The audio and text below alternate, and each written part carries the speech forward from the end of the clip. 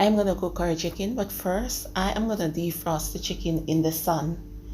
I do not put my chicken into water to defrost it. If the sun is not shining, then I put it on the countertop in the kitchen. I cannot defrost the chicken in the fridge because that will take forever. After the chicken defrosted, I cut it into halves. I am gonna make off and curry off, but the video is all about curry chicken. So I remove the skin because I don't like chicken skin, right? And wash it with vinegar and water, drain and pat dry. And now I am seasoning with a variety of spices. If you will be following this recipe and you don't want to use spices, just don't use spices, okay?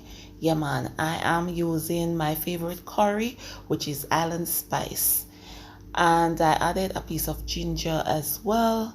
And now I am adding fresh herbs, which has been minced into a chopper, garlic, thyme, scallion, add pepper and onion.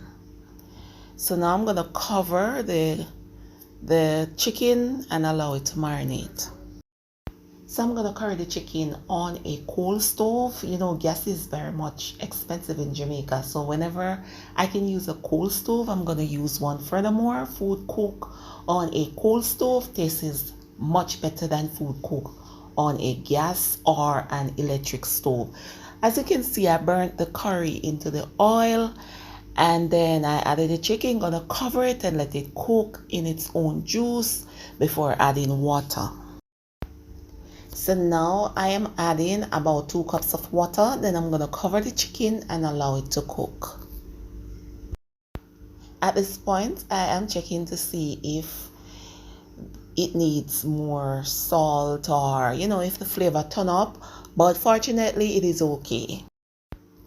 Okay, so the chicken is all done. The gravy reaches the consistency that I like. And if you notice my cooking, I don't cook with a lot of gravy because we are not gravy people, okay? Yeah, man.